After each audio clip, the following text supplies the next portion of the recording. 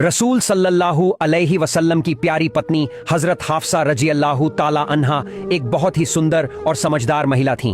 वो हजरत उमर रजी अल्लाहु ताला अन्हु की बेटी थीं और जैसे उनके पिता गुस्सैल मिजाज के थे वैसे ही हाफसा रजी अल्लाहु अन्हा भी कुछ गुस्से वाली थीं।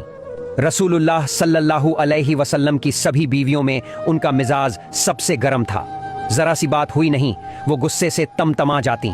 उहुद की जंग के बाद हाफसा रजी अल्लाहु ताला अन्हा के पहले शौहर हुनीस बिन हुजाफा रजी अल्लाहु ताला अन्हु का इंतकाल हो गया। कम उम्र में ही विधवा हो जाने का दर्द उन्हें तो जैसे दो आंखों के सामने अंधेरा नजर आने लगा। बेबस होकर वो अपने अब्बा के घर लौट आईं, लेकिन यहां भी दिल को सुकून नहीं मिल रहा था। बार बार शौहर की यादें उन्हें बेचैन कर रही थीं। उसकी हंसी, उसकी बातों की शोखी, उसकी मोहब्बत के हर एक लम्हे, सब कुछ उन्हें दीवाना बना रहा था। वो एक कोने में चुपचाप बैठकर बस आंसू बहाती रहीं। हजरत उमर रजी अल्लाहु ताला अन्हु ने जब अपनी प्यारी बेटी की ये हालत देखी तो दिल रो पड़ा। वो बोले, हाफसा, तू तो मेरे कलेजे का टुकड़ा है। अगर तू ऐसे करती रही तो मैं तो जीते जी मर जाऊंगा। बेटा, थोड़ा सब्र कर, ये अल्लाह का हुक्म है। हर किसी को इसे कबूल करना पड़ता है और तुझे भी करना होगा। यकीन रख, अल्लाह तुझसे राजी है। वो तुझे इससे कहीं बेहतर जीवन साथी अता करेगा। ऐसा इनाम देगा कि तेरा दिल पूरी तरह खुश हो जाएगा। लेकिन कौन किसकी सुनता। हाफसा रजी अल्लाहु ताला अन्हा बस रोए जा रही थी। आखिरकार हजरत उमर रजी अल्लाहु ताला अन्हु से ये मंजर देखा न गया और वो वहां से उठकर चले गए। इद्दत पूरी होने के बाद एक दिन उन्होंने तय किया कि अब बेटी के लिए अच्छा रिश्ता तलाश करना चाहिए। वो निकले और सबसे पहले हजरत उस्मान रजी अल्लाहु ताला अन्हु के पास पहुंचे, क्योंकि कुछ ही दिन पहले उनकी बीवी रुकैया रजी अल्लाहु अन्हा का भी इंतकाल हो गया था और वो भी गमगीन थे। उमर रजी अल्लाहु ताला अन्हु ने कहा, अगर आप चाहें तो मेरी बेटी हाफसा से निकाह कर सकते हैं। उस्मान रजी अल्लाहु ताला अन्हु बोले, अच्छा आप जाइए, मैं सोचता हूँ। कई दिन बीत गए। फिर एक दिन रास्ते में मुलाकात हो गई। उस्मान ने साफ कह दिया, मैं निकाह नहीं करना चाहता। हजरत उमर रजी अल्लाहु ताला अन्हु को बहुत दुख हुआ, लेकिन उन्होंने हिम्मत नहीं हारी और अब हजरत अबू बकर सिद्दीक रजी अल्लाहु ताला अन्हु के पास पहुंचे। वही बात दोहराई, अगर आप चाहें तो मैं अपनी बेटी हाफसा का रिश्ता आपके लिए सोच रहा हूँ। लेकिन इस बार तो अबू बकर रजी अल्लाहु अन्हु ने चुप्पी साध ली, कोई जवाब ही नहीं दिया। अब तो उमर रजी अल्लाहु ताला अन्हु का दिल टूट गया। वो गमगीन होकर घर लौटे और घर आते ही सीधा सजदे में गिरकर बोले, या अल्लाह, ये क्या हो रहा है? ये सब मुझे क्यों ठुकरा रहे हैं? मेरे साथ ऐसा सुलूक क्यों हो रहा है? फिर अपनी बेटी की तरफ देखते हुए बोले, ऐ मेरी बेटी, क्या बात है? क्यों कोई तेरे बारे में नहीं पूछता? क्यों सब तुझे मना कर रहे हैं? क्यों सब तुझसे दूर भाग रहे हैं? तभी अचानक कहीं से एक आवाज आई, हाफसा को रसूलुल्लाह सल्लल्लाहु अलैहि वसल्लम के निकाह में दिया जाएगा। ऐ उमर इब्नुल खत्ताब, ऐ अल्लाह के रसूल सल्लल्लाहु अलैहि वसल्लम के अजीज सहाबी, आप रुक जाइए। खुदा के वास्ते आप ऐसे लफ्ज मत कहिए। आपकी पेशकश को कोई ठुकरा नहीं सकता। नहीं, आपकी पेशकश ठुकराने की किसी में हिम्मत ही नहीं। आप उमर हैं, वो उमर जिनके इस्लाम कबूल करने की दुआ रसूलुल्लाह सल्लल्लाहु अलैहि वसल्लम ने खुद की थी। वो उमर जिनके इस्लाम लाने की खबर सुनते ही सारे सहाबा ने नाराए तकबीर, अल्लाहू अकबर की सदाएं बुलंद की थीं। ऐसे शख्स को कौन नजरअंदाज कर सकता है? नहीं उमर, इसके पीछे जरूर कोई बहुत बड़ी भलाई है।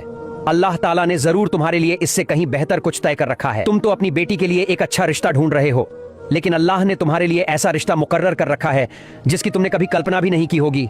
ऐ उमर, ऐ इस्लाम के रखवाले, अल्लाह ताला तुम्हें खुश करना चाहते हैं।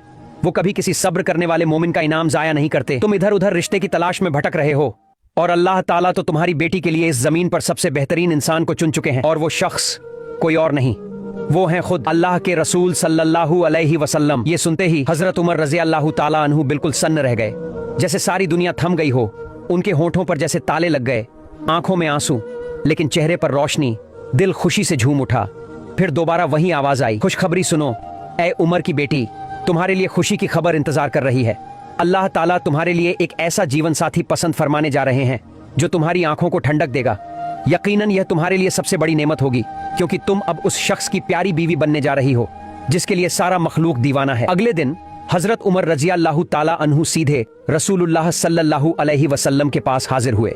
उन्होंने सारा हाल बयान कर दिया। या रसूलुल्लाह, मैंने अपनी बेटी का रिश्ता पहले उस्मान को दिया, फिर अब्बू बकर को, लेकिन दोनों ने ठुकरा दिया। मैं बहुत दुखी हूँ, दिल टूट गया है। रसूलुल्लाह सल्लल्लाहु अलैहि वसल्लम मुस्कुराए और फरमाया, ऐ उमर, क्या मैं तुम्हें ऐसा रिश्ता न बताऊं जो तुम्हारे लिए उस्मान से बेहतर हो और उस्मान के लिए तुम्हारे रिश्ते से बेहतर हो? उमर रजी अल्लाहु अन्हु फौरन बोले, या रसूलुल्लाह, जरूर जरूर बताइए। तब रसूलुल्लाह सल्लल्लाहु अलैहि वसल्लम ने फरमाया, मैं हाफसा से निकाह करना चाहता हूँ और उस्मान को अपनी बेटी उम्मे कुलसूम का रिश्ता देना चाहता हूँ। मैं तुम्हारी बेटी से शादी करूंगा, और उस्मान मेरे घराने से मेरी बेटी से शादी करेगा। ये सुनते ही उमर रजी अल्लाह ताला अन्हु की आंखें खुशी से भर आईं। उन्होंने दिल से इस रिश्ते को कबूल कर लिया। इसके बाद दोनों निकाह बहुत खूबसूरती से मुकम्मल हुए। हाफसा रजी अल्लाह ताला अन्हा का निकाह हुआ अल्लाह के प्यारे नबी सल्लल्लाहु अलैहि वसल्लम से, और उस्मान रजी अल्लाह अन्हु का निकाह हुआ नबी की बेटी उम्मे कुलसूम से। निकाह के कुछ दिनों बाद एक दिन हजरत अबू बकर रजी अल्लाह ताला अन्हु की मुलाकात हजरत उमर रजी अल्लाह ताला अन्हु से हुई।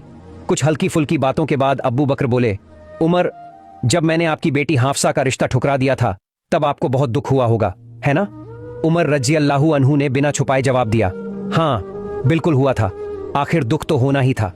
अबू बकर रजी अल्लाह अन्हु ने नरमी से मुस्कुराते हुए कहा, उमर, मेरी तरफ से इनकार का मतलब कभी भी बेइज्जती नहीं था। असल में एक दिन मैंने अल्लाह के रसूल सल्लल्लाहु अलैहि वसल्लम को हाफसा के बारे में बात करते सुना था। वो शायद उसे निकाह में लेने का सोच रहे थे। बस मैंने सोचा कि ये बात तुम्हें बताना मुनासिब नहीं होगा, क्योंकि रसूलुल्लाह ने ये बात मुझे बताई नहीं थी। अगर वो हाफसा से निकाह न करते तो यकीनन मैं करता।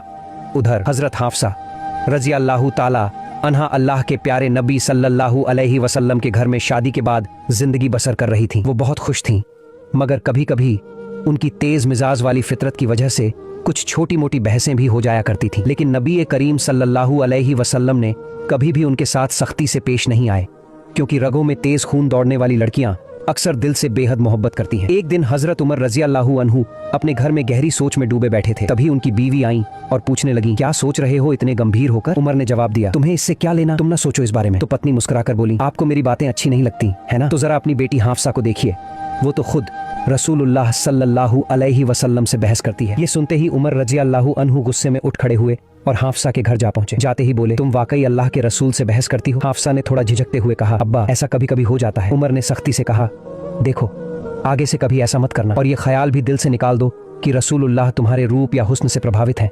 नहीं, तुम्हें हर हाल में उनकी रजा और पसंद को कबूल करना है। फिर एक और दिन उमर रजी अल्लाहु अन्हु अचानक हाफसा के घर गए और क्या देखा, हाफसा और रसूलुल्लाह सल्लल्लाहु अलैहि वसल्लम के बीच बहस हो रही थी। ये देखकर उमर का गुस्सा 7वें आसमान पर चढ़ गया। उन्होंने जैसे ही हाफसा को डांटने के लिए हाथ उठाया, रसूलुल्लाह सल्लल्लाहु अलैहि वसल्लम फौरन बीच में आ गए। उमर रुक गए, फिर थोड़ा झेंपते हुए ऊंची आवाज में बोले, देखो बेटी, खबरदार, अगर आइंदा अल्लाह के नबी से बहस की तो क्या तुम जैनब जैसी हुस्न वाली हो? क्या तुम्हारा मुकद्दर आयशा जैसा है? तुम्हें तो हर हाल में आदाब में रहना होगा। ये कहकर उमर गुस्से से बाहर निकल गए। तभी नबी पाक सल्लल्लाहु अलैहि वसल्लम ने मुस्कुराकर हाफसा से कहा, देखा आज मैंने तुम्हें कैसे बचा लिया। एक दिन अल्लाह के प्यारे नबी हजरत मोहम्मद सल्लल्लाहु अलैहि वसल्लम अपनी पत्नी हजरत हाफसा रजी अल्लाह ताला अन्हा के घर तशरीफ